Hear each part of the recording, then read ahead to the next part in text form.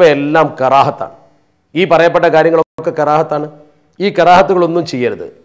ഇത് കറാഹത്തായതിനാൽ പരമാവധി ഇത്തരം വൃത്തികെട്ട സ്വഭാവങ്ങളൊക്കെ നമസ്കാരത്തിൽ ഒഴിവാക്കണം. കൈ കോർക്കരുത്, അതുപോലെ തന്നെ നിസ്കാരത്തിൽ ശ്രദ്ധ തെറ്റിക്കുന്ന വസ്തുവിലേക്ക് നോക്കരുത്, അമിതമായി തല കുനിക്കരുത്, ഊരക്ക് കൈ കൊടുക്കരുത്, ഇങ്ങനെയുള്ള പ്രവർത്തനങ്ങളൊന്നും ചെയ്യരുത്.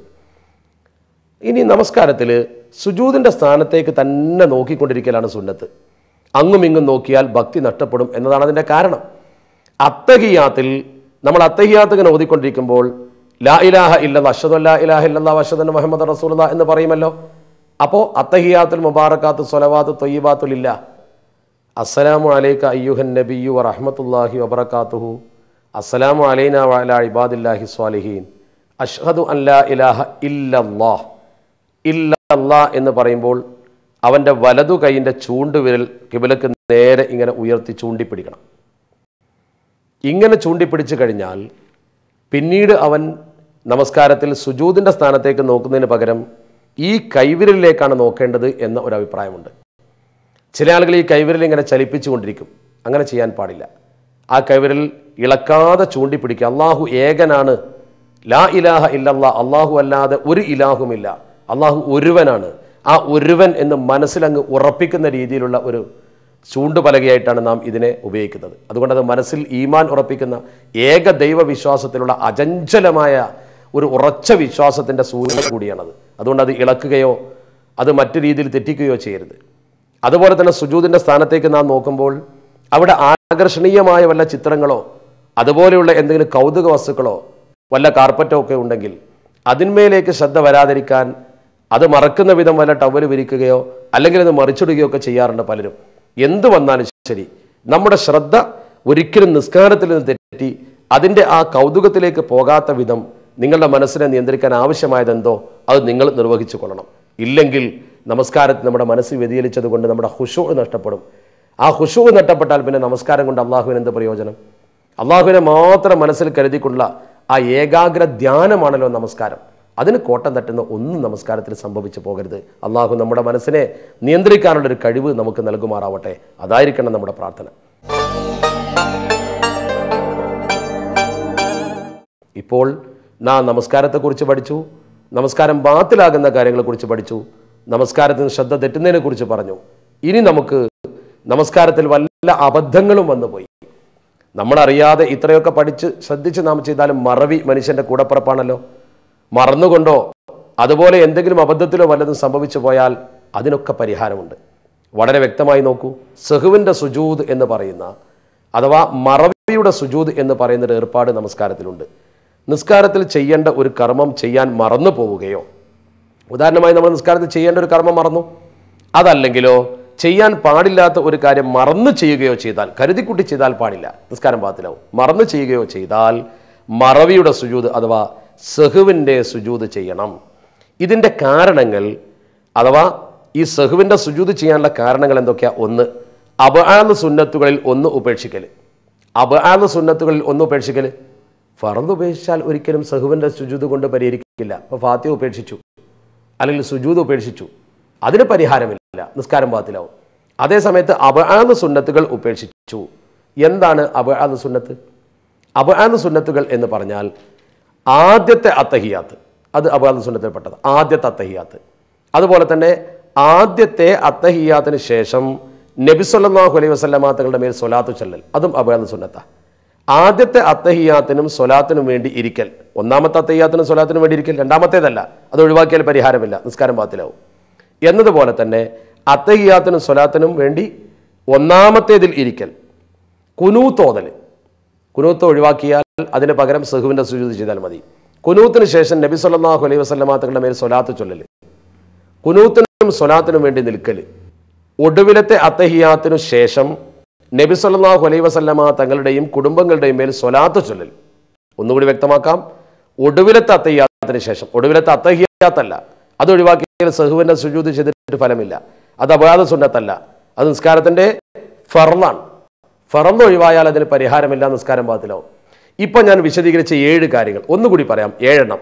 ആദ്യത്തെ അത്തഹിയാത്ത്, ആദ്യത്തെ അത്തഹിയാത്തിന് ശേഷം നബി സല്ലല്ലാഹു അലൈഹി വസല്ലമ തങ്ങളുടെ മേൽ സ്വലാത്ത് ചൊല്ലൽ, ആദ്യത്തെ അത്തഹിയാത്തിനും സ്വലാത്തിനും വേണ്ടി ഇരിക്കൽ, കുനൂത്ത് ഓതൽ, കുനൂത്തിന് ശേഷം നബി സല്ലല്ലാഹു അലൈഹി വസല്ലം തങ്ങളുടെ മേൽ സ്വലാത്ത് ചൊല്ലൽ, കുനൂത്തിനും സ്വലാത്തിനും വേണ്ടി നിൽക്കൽ, ഒടുവിലത്തെ അത്തഹിയാത്തിനു ശേഷം നബി സല്ലല്ലാഹു അലൈഹി വസല്ലം തങ്ങളുടെയും കുടുംബങ്ങളുടെയും മേൽ സ്വലാത്ത് ചൊല്ലൽ.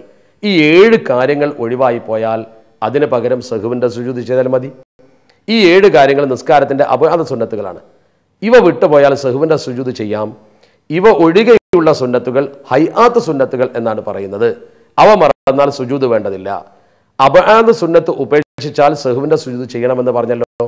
ഇത് നാം മനസ്സിലാക്കി കഴിഞ്ഞു. ഇനി ചില കാര്യങ്ങൾ കൂടി നാം പഠിച്ചാൽ അതിനുകൂടി മറവിയുടെ സുജൂദ് ആവാം എന്ന് നമുക്ക് ബോധ്യപ്പെടും. എന്തിനൊക്കെയാണ് ഇനി മറവിയുടെ സുജൂദ്? ഉദാഹരണം, ഒരു കർമ്മം കൂടുതലാകുമോ എന്ന സംശയത്തോടെ നിർവഹിക്കുക.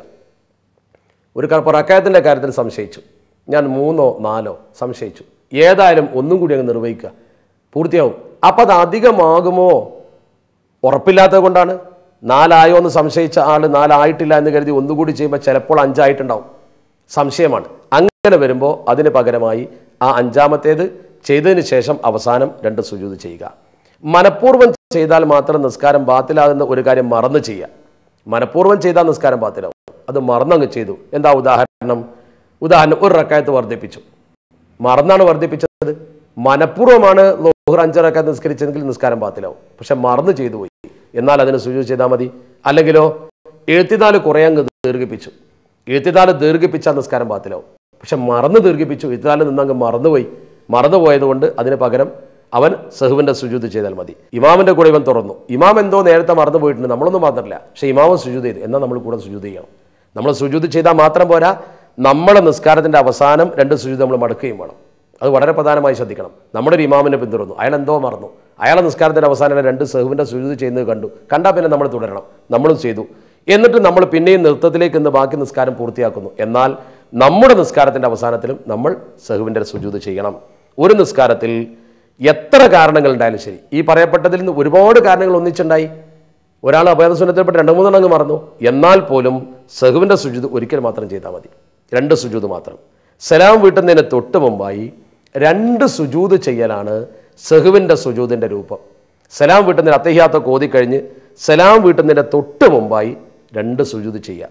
ഈ സുജൂദിൻ്റെ ആരംഭത്തിൽ ഞാൻ സഹുവിൻ്റെ സുജൂദ് ചെയ്യുന്നു എന്ന് കരുതണം. വെറുതെ അങ്ങ് സുജൂദ് ചെയ്താൽ പോരാ. ഈ സുജൂദ് ആരംഭിക്കുമ്പോൾ ഞാൻ സഹുവിൻ്റെ സുജൂദാണ്, മറവിയുടെ സുജൂദ് ചെയ്യുന്നു എന്ന് കരുതണം.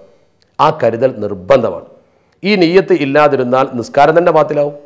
നാവ് കൊണ്ട് പറയരുത്, കാരണം അവൻ നമസ്കാരത്തിലാണ്. അപ്പോൾ സഹുവിൻ്റെ സുജൂദ് അവൻ നിയ്യത്ത് ചെയ്തുകൊണ്ട് ചെയ്യാം. മറവിയുടെ സുജൂദിൽ അവൻ ചൊല്ലേണ്ടത് സുബ്ഹാന മൻ ലാ യനാമു വലാ യസ്ഹു. ഇതറിയാത്തവൻ സാധാരണ ദിക്ർ ചൊല്ലിയാലും മതി, സുബ്ഹാന റബ്ബിയൽ അഅ്ലാ ബിഹംദിഹി. അതേസമയത്ത് അവൻ അതിന് പുറമെ ചൊല്ലേണ്ടത് സുബ്ഹാന മൻ ലാ യനാമു വലാ യസ്ഹു.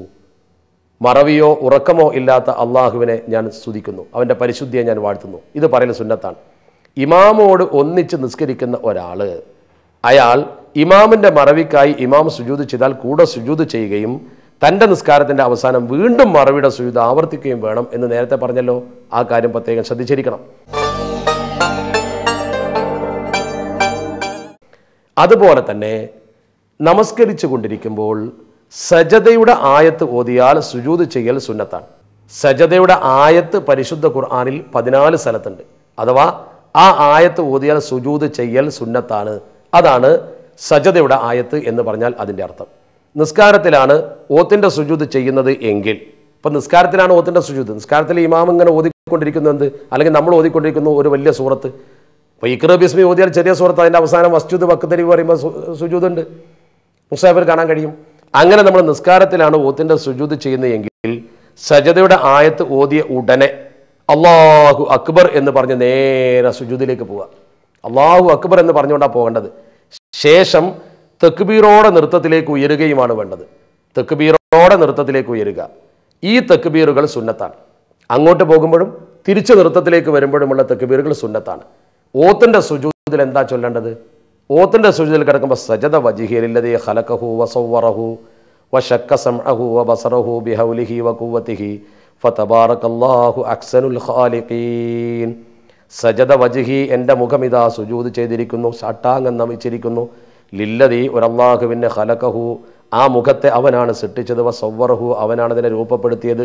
വശക്ക സമഅഹു വബസറഹു, അതിൻ്റെ കാഴ്ചയും കേൾവിയും കീറിയവൻ അവനാണ്, അഥവാ കാഴ്ച തന്നവനും കേൾവി തന്നവനും അവനാണ്. ബിഹൗലിഹി വ ഖുവ്വതിഹി, അവൻ്റെ കഴിവ് കൊണ്ടും ശക്തി കൊണ്ടും.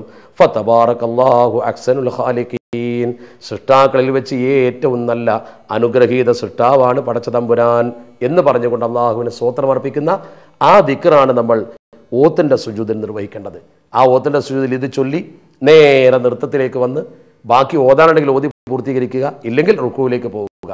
സാധാരണ മുസ്ഹഫ് ഓതുമ്പോഴാണെങ്കിൽ ഈ സുജൂദ് ചെയ്യുക, ഇരിക്കുക, സലാം വീട്ടുക, കഴിഞ്ഞു. ഇതാണ് നമ്മൾ ചെയ്യേണ്ടത്.